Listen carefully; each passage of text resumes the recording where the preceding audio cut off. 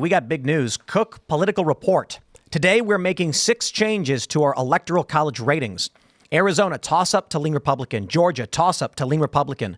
Minnesota, likely Democrat to lean Democrat. Nebraska, second, likely Democrat to lean Democrat. New Hampshire is likely to lean Democrat. And Nevada is a toss-up to lean Republican. This, of course, following the disastrous debate and Joe Biden's performance. So here's your updated 270 to win Electoral College map, showing Republicans sitting at a likely 268 already. If this polling holds based on Joe Biden, Trump needs win only one more state. In fact, if he somehow managed to win one district in Maine or in Nebraska, which he wouldn't, then he wins. He gets 270. But Trump, it looks like he's doing well I believe he's doing well in Pennsylvania relative to Joe Biden. And then he's slightly up in Michigan and Wisconsin, but that's a little bit closer. Wisconsin has always been, during this whole cycle, Wisconsin has been pro-Biden. Mm-hmm. And now it's like 0.5 down. Yeah. The labor, I think you need to look at labor. The labor bosses hate that. All they want to do, they're like the old state legislature I served in Tennessee. A lot of those old guys, all they want to do is get through the next election. All they want to do is get through their retirement. But their members, I know a lot of Teamsters. Heck, the Teamsters have endorsed me in the past.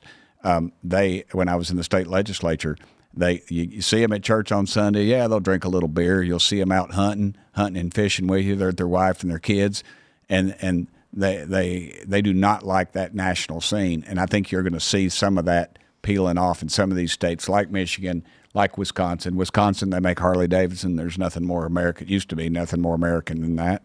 I've owned a few in my life. And so I think you're going to see a change in that.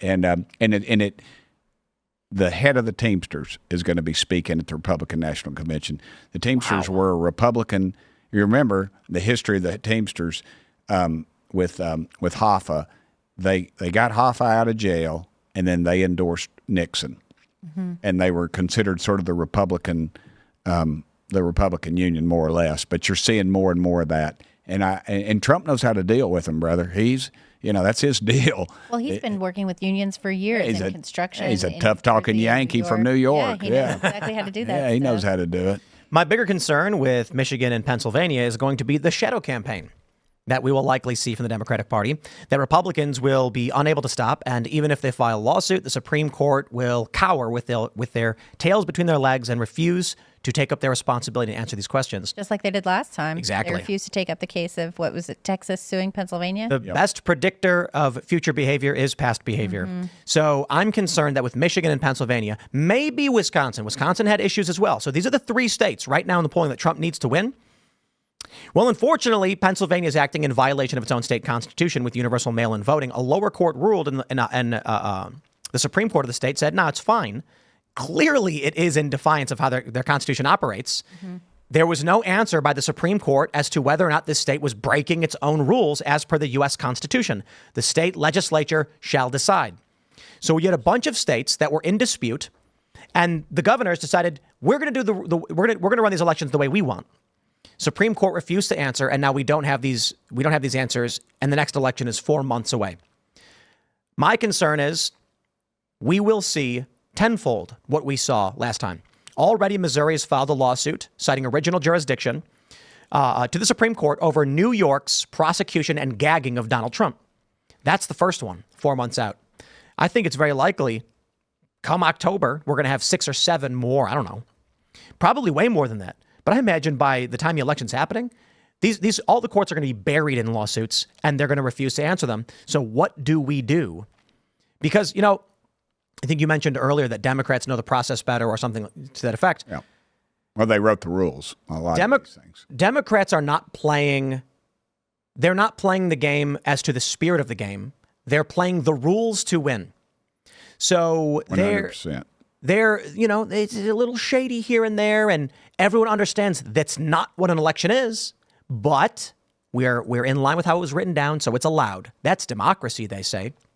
So what do we do come November if we can't get definitive answers, or worse, if these states are clearly in some kind of contention over the results, but they say Biden anyway? I talked to our previous speaker about that, and they told me, we got, pat me on the head, basically, and told me, we got this. Don't you worry about it. And the reality is we don't have it. The voter harvesting, for instance, that process to me is crooked as a dog's leg, but it's legal in some states. Not legal in Tennessee. We don't have to deal. We have the cleanest elections in the country, but it's legal in some states. You know, if that's the rules, let's play them. Let's play them. Let's get in there. And politics is a contact sport, brother. It's not a game of touch. And we need to get aggressive on these things. We need to devote the money. And we did not devote the money to these these state Supreme Courts where people ran for those offices, not where they're appointed, but they ran for those offices. Oh, we don't want to dirty our hands. You know, we've got to quit with this so-called compromise. This compromise is what gets us in trouble. Every time we're in the minority or in the majority, we always talk compromise. The Democrats didn't talk compromise when they were in the majority last time. Pelosi, that word never came out of her dadgum mouth. No, they put people in prison. Yeah, and that's what they're doing. And we've got to play hardball. We've got to play tough, and we don't. And we allow this thing to go on. We allow the money changers, the chambers of commerce, those crowds, the billionaire ruling class who do not care about us. They're always going to be on the tarmac greeting the president, no matter who the president is. Always remember that. I think the problem, though, is Republicans are 5 steps behind every time. Yep. And so in 2020, this is fascinating because they're playing chess, we're playing checkers. That's right. And it's funny because the meme is Trump is playing chess and the Democrats are playing checkers. Well, certainly not the case. In 2020, you know, we're looking at all the economic data. You had Moody's Analytics, for instance, saying the economics of Donald Trump suggest a victory in 2020 and a very slim possibility of a major victory, you know, a huge margin. You take a look at the results. Bellwether counties in favor of Trump. You take a look at just the general predictive factors were very favorable for Trump, and he still lost. So the Republicans are thinking, we're doing X, Y, and Z, A, B, and C, and that's what gets you the presidency. And then for the first time ever, I think I could be wrong about this, but a president has never won Ohio and Florida but lost the election.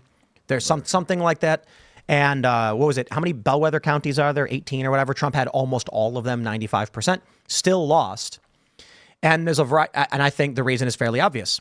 Democrats weren't playing this game of let's convince people to vote for us. They were playing so we win when we get the most cards with names written on them. Let's play that game. Mm-hmm. Donald Trump's playing the game of I did good, vote for me. And so many people did. He got more votes than his previous election, and then a president who's gotten more votes second time has never lost.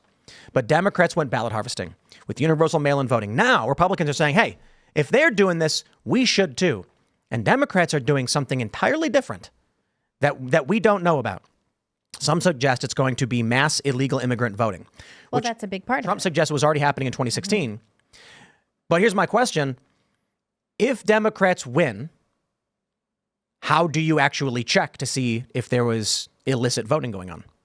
You won't, because there's no checks. There's no fail-safes at all. SAVE Act will not pass the Senate, and you know, again, you're asking me to you're asking the Justice Department, which is, as I said, crooked as a dog's leg, to do the right thing, and they're not going to do that. They're going to protect the swamp. They're going to protect the ruling class, because that's who put them in power, and that's how they know how to keep that in power.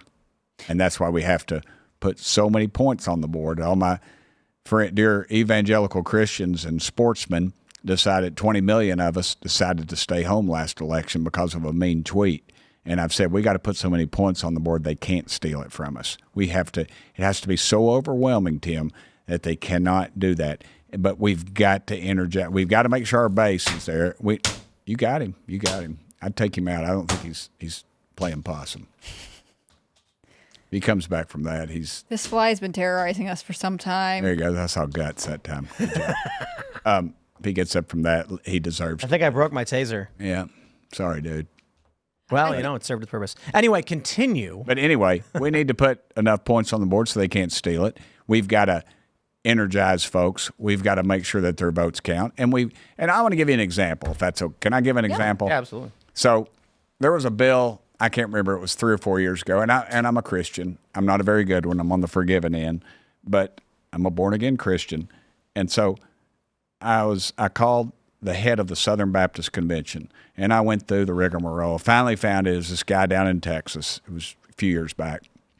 And there was a bill out that I thought put into place. I'm not a lawyer, but I heard enough talking of this chess game. It put it into place where it could set a precedent where, say, a preacher was saying something that they could label as hate speech. Well, they could go in, take their tax-exempt status, deadbolt. That's what I think they're up to eventually. Well, I called the head of Southern Baptist Convention, and I explained this to him. And I live in Knoxville, Tennessee, dude. I am remember big cowboy belt buckles? You know, they got a big piece of turquoise right in the center. I'm in the turquoise of that. I live in the Bible Belt. You know, there's probably 80 or 90 Baptist churches in my county and the surrounding area. So I called the head of Southern Baptist Convention. I say, hey, this is going on. I did not ever hear from a single Baptist minister or anybody on this thing.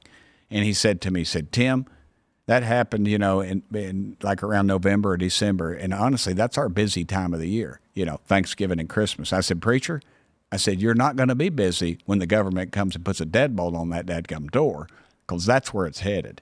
You know, and I said, you guys, that's no excuse. And I lit up a bunch of preachers. All I did was make people mad. But at some point, we've got to realize we got to quit, you know, I don't want to be anybody call me out on Facebook. I don't want somebody at work. I don't care. We got to go in there. First Amendment's a great thing till you say something somebody doesn't like. Yep. You know, let them have it, man. Stand up. These people bully us. You know, I was in college in the 80s in the Reagan Revolution, and I had a psychology professor, and I would argue with her every day because she was always attacking Reagan. She's always, and I know her name, and I've Googled where she's at now, and she's at some do-gooder private school.